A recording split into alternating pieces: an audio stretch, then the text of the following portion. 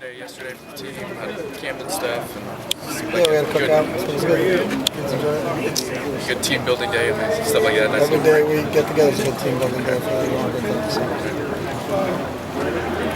I was reading a couple things online about scrimmages. Oklahoma State, I think somebody from Oklahoma State was talking about one of the hard part about scrimmages is simulating like turnovers, like quick change scenarios. And then I read where Tennessee simulated Trenton Bray spraining his ankle and needing to change quarterbacks on the fly. Do you simulate kind of curveball situations like that with your guys?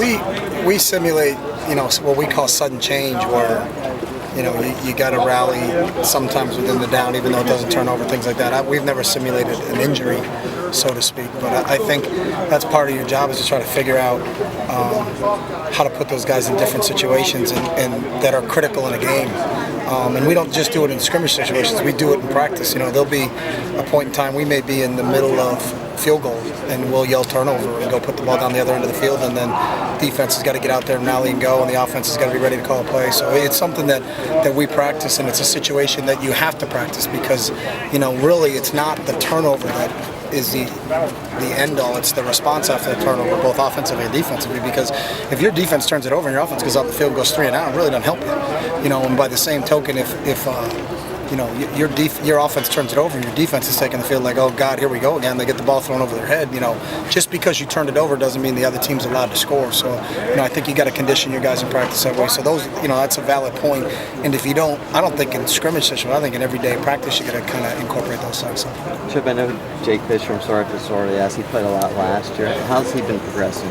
Jake's had a great spring and then falling right into camp and doing a really, really nice job. Where he was last year, and I think I talked about that the other day, is he was a high school tight end more than anything at Traverse City in Michigan, and played a little O-line, but to come out here and be a full-time offensive lineman and actually played in the opening game down at Cowboy Stadium against LSU, and very rare for a true freshman to step in, let alone a kid that doesn't have a ton of experience at it. So, but he's gotten bigger, he's gotten stronger. He's got a better understanding of what we're doing. He's doing a really nice job for us right now. So. How about Hronis? Hronis from this time last year to where he's at now? Great question. I mean, it's like Hronis has been here for, you don't even think about Hronis anymore. That's a compliment, it's because you got a guy in there that's, a year ago at this time, it was like, how is he going to react as a redshirt freshman, starting his first game and being the guy to make all the line calls, and now he's really considered one of the veterans, if not the veteran on the offensive line, and has done a great job. And I think he's just one of those kids that just has a demeanor about him that you feel like he's been here for a long time, but fortunately for us, he's still just a sophomore. But he's really been an anchor up front for us.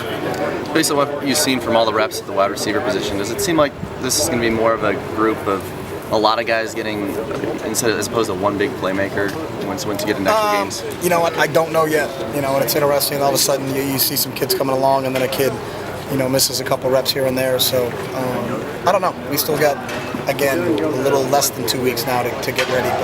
But I'm pleased with the depth we have. I think especially the 3 young freshmen coming in are really pushing to get some playing time as young guys. So that just kind of ups the competition at the position. So I don't know. Sometimes it plays itself out where one guy ends up making a lot more catches than somebody else. But I think we've got some capable guys here, and I'm excited about our talent. But there's just the biggest question with them, just like a couple of others, is just the inexperience. They haven't played a game. So you see some things in practice that are encouraging, but until the real lights go on the first, it'll be you really find out what you got. How do you feel about Eric Dungy's progress? Eric's done a really nice job. We got a group of kids, and Eric and Keenan Lowe and Will Murphy that have been here for a couple of years now, but they've continued to get better and better. So then you take those guys, and then you add in the 3 freshmen who came in, and I think with Josh, and then obviously you got Josh coming back. I think we got a good core group of guys, but it'll be interesting to see if which one of them, if any of them, turns out to be a go-to guy. So Tony was here last week. What's his presence like in practice? Is he more just watching, or is he talking to the guys? He's the most laid-back guy you ever want to be. He just when Tony stops by, he's Tony Dungy, father of Eric Dungy.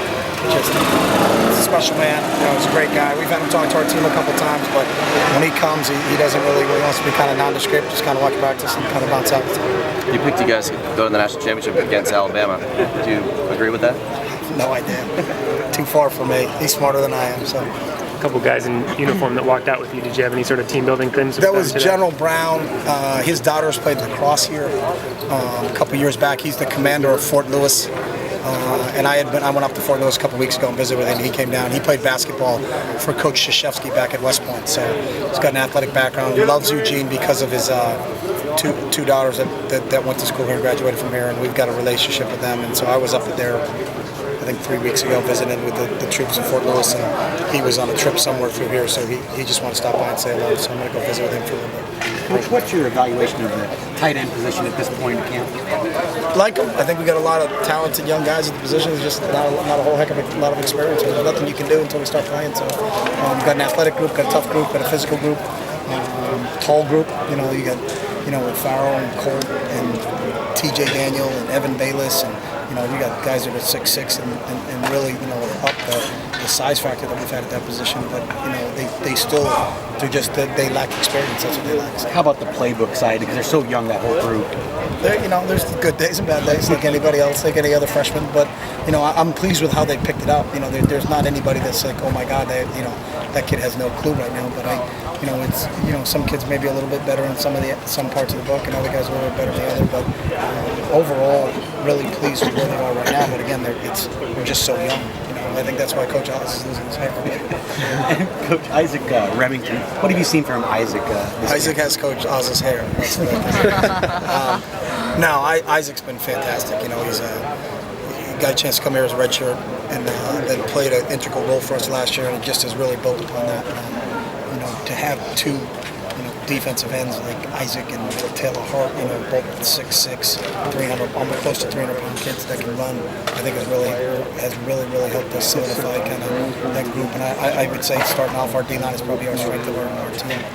How's Colt's conditioning now that he's been through the NCAA period? He's getting better. It's got nothing to do with the NCAA period. It's just he just lacks some practices that the other guys have. And the only difference is, you have 2 practices and helmets, then 2 practices and helmets and shoulder pads, and then you're full. But even like all of our other guys, the first day you got a helmet on, you're running full speed. So he just was behind where the other guys. But fortunately for us, he worked out really hard with Coach Radcliffe and the rest of the guys during the summertime, and had a good summer from what I understand. So just trying to catch back up a little bit, but I'm confident he'll get there. So you feel like now is he close to catching back up with those guys? I don't know. I really don't watch it that way because we're not getting ready to play or any of those things. So how many reps can we get and how many times can we just keep getting guys off the field? So. Chip, when you look at this program, a lot of people talk about the speed and the tempo. Since you've been here, has the tempo sort of stayed the same, or in any way have you guys gotten faster? I think we've gotten faster at times. I mean, an understanding of the players and how we want to do things. So, we're always trying to figure out new ways to do things like that. But that's not just all that we do. It's just one facet of what we do. So. And do you feel like, it still provides you with as much of an advantage as maybe it did a few years ago? Yeah, I think we try to find every advantage we can, from how do we use our snap count to how do we use formations and motions to how do we use our tempo, how do we use our personnel. I think they're all advantages, but there's not one that's more important than the other. You really have to, the defenses are too good to just say, hey, if we do this, we're going to win. There's got to be a lot of layers to what your attack is. Chip, from the start of camp to today, how much of the playbook has been open for the new guys, or are you still implementing stuff? Everything. They get everything just like everybody else. So we're still adding a little bit, but the predominant amount, I'd say 90% of our entire playbook has been in and at least coached and taught and implemented, and we'll still continue to do that up until Thursday. And then what happens is each week we specifically game plan, so we can't run everything, so we take different parts and chunks, like we're using this and we got a kind of an idea of how many things we can run, both run game, screen game, drop back pass, play action pass, quick game, and that's on a weekly basis. But they get everything, so they're taught the same way that everybody else is taught, and it's their responsibility to keep up. So. To kind of follow up on that, I know obviously you game plan week by week, but do you do anything at this week at all to implement a game plan for the Arkansas State game? No, we've never done that. We'll wait till we get till Saturday. So. Chip, last year you had 3 freshman DBs who got their first collegiate playing experience with Troy and Efo and Terrence. Just on a whole, how did those guys handle that experience? I thought they did a great job, and they got better through their experiences and got stronger as they went along. The 3 of those guys are now kind of widely veterans back there. T. Mitch and Efo and Troy because of the experience we got last year, playing in 14 games and, played a great schedule. Got a chance to play a conference championship game, got a chance to play in the Rose Bowl and win both of those experiences, so that was a pretty good deal for him. So I'm real confident with those three guys, and then you throw in Boyette and Jackson and Avery and Dargan and those guys. We got a lot of experience coming back in the second league, but we're going to need it because we're going to play some teams that throw it, and we're going to have to play 6 and 7 and 8 DBs at times. Safe to say the expectation level for those young guys is going to be raised up a level? We don't deal with expectations. We look at whatever they want. I'm counting on them to make plays, but I counted on them to make plays last year. I didn't say it's okay to have the ball thrown over your head because you're a freshman, and when you're a sophomore, I hope you don't. We have the same expectations to play at a real high level no matter what grade you're in if we're going to play the field for us. Okay. Thanks, guys.